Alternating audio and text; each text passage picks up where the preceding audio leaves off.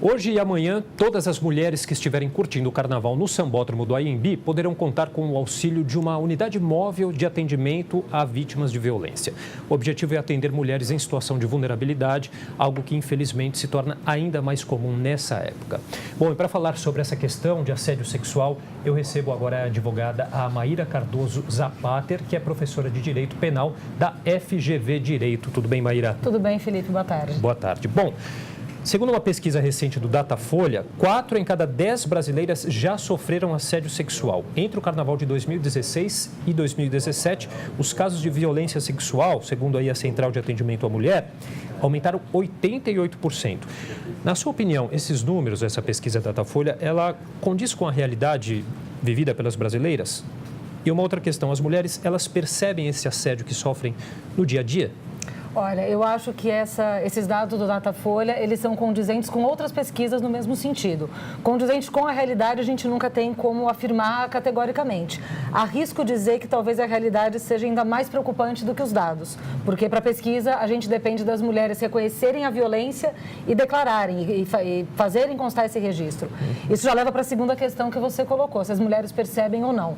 Eu acho que a gente está vivendo nos últimos anos uma transformação dessa percepção. Então, situações que antes eram tidas mais ou menos como um incômodo, mas que fazia parte de quando você sai na rua, de quando você está no carnaval, se deixava passar. E hoje, já os movimentos feministas, principalmente das meninas mais jovens, têm questionado isso e colocado as mulheres para pensar, será que eu preciso passar por isso? Será que está certo? Será que é só um incômodo, é uma violência de gênero e uma violação de direitos humanos? Então, acho que a gente está aí nesse momento de transição dessa percepção e desse reconhecimento das violências. E como achar essa questão aí entre o que é o assédio, o que não é, o que é uma cantada, ou uma cantada já é um assédio? Como que a gente... Olha, eu acho que o primeiro ponto é a gente pensar esse termo assédio sexual, como que a gente usa no dia a dia, o que a lei diz a respeito, que a gente pode até comentar depois, porque a lei não trata exatamente da forma como a gente faz no cotidiano. A gente costuma chamar de assédio todo tipo de contato, de abordagem com uma conotação sexual que seja indesejada pela outra parte. Cantada faz parte da vida, seja de um homem para uma mulher, de uma mulher para um homem, entre duas mulheres, entre dois homens. Eu acho que a grande palavra aqui, a chave é consentimento e reciprocidade, que pode ser manifestada de qualquer maneira, a forma como a pessoa olhou, como ela se posicionou, como ela respondeu. Às vezes alguém dá uma cantada, outra parte não quis, ok, vamos aceitar ou não e segue a vida. Do não para frente é tudo assédio.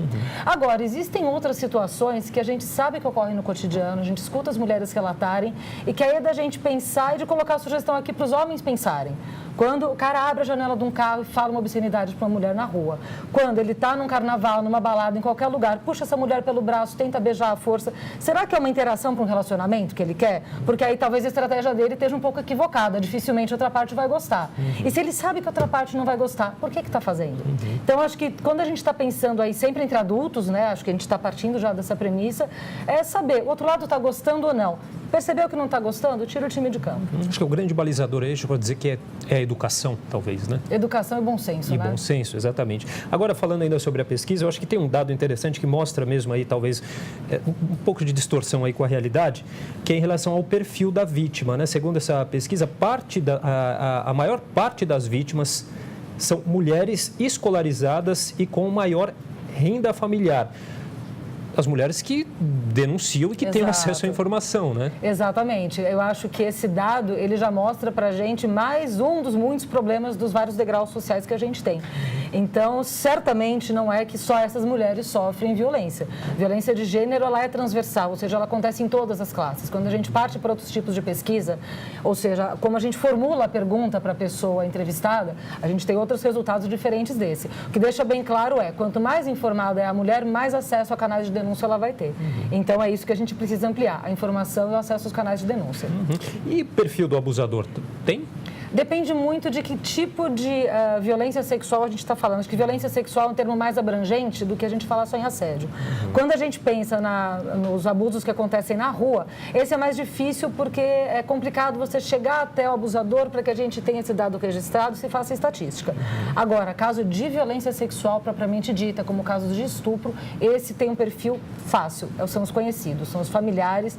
Mais de 50% dos casos que acontecem, esses são de homens conhecidos das vítimas.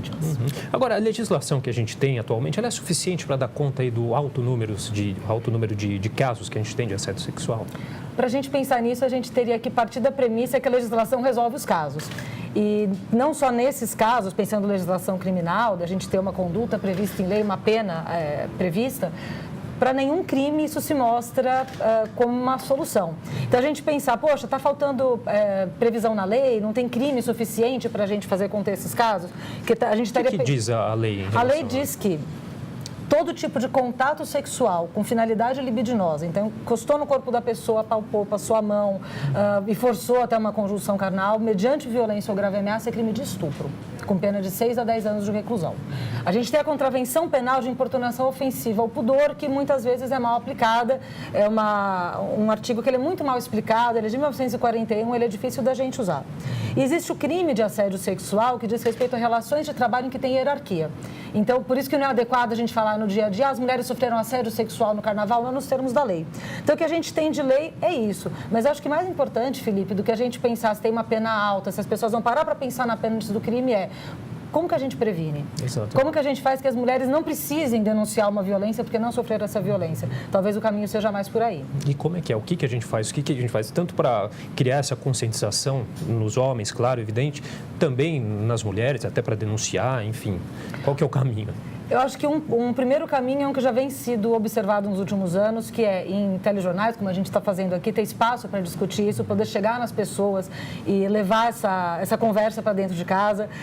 Não só na época do carnaval, acho que na época do carnaval o assunto ele vem mais à tona, mas que a gente continue discutindo isso e educação em gênero. Quando a gente fala em educação em gênero, é desse tipo de conversa. O que a gente está fazendo aqui é educação em gênero. Então, levar isso para as escolas, colocar isso de alguma forma em currículos escolares é uma conscientização que a gente já poderia trabalhar desde o primeiro momento, desde a infância, com tudo adequado às suas faixas etárias. Em vários lugares do mundo isso é feito e seria um passo muito importante para a gente atuar em prevenção. Uhum. Bom, tem um canal do Disque Denúncia, né? Que as pessoas podem aí ligar para denunciar. Sim, o 180, que é um número de telefone de atendimento nacional, em que as mulheres podem ligar para denunciar qualquer caso de violência. Violência doméstica, violência sexual que aconteceu na rua. Lembrando sempre que as delegacias da mulher também têm que fazer esse tipo de atendimento e as delegacias comuns também. As delegacias da mulher, em tese, são mais equipadas para isso, mas é importante deixar claro que delegacias comuns também têm que atender esse tipo de caso. Se o atendimento vai ser o mais adequado ou não, é um outro problema para a gente discutir, mas o atendimento precisa ser feito. Tá certo. E só lembrando a unidade móvel de atendimento às mulheres vítimas de violência, que estará aí hoje e amanhã no Sambódromo, como a gente falou aqui no começo da entrevista, é uma parceria da Secretaria Municipal de Direitos Humanos e Cidadania, da Secretaria da Mulher, do Sindicato dos Comerciários e também da SP Trans. Esse veículo ele estará estacionado na Avenida Assis Chateaubriand, entre os portões 13 e 14 do AMB, das 10 da noite às 6 da manhã. Eu queria agradecer muito a participação aqui da Maíra Cardoso Zapater, advogada e professora de Direito Penal da FGV Direito. Obrigado, Maíra, pela participação. Obrigada, Felipe. Boa tarde. Boa tarde.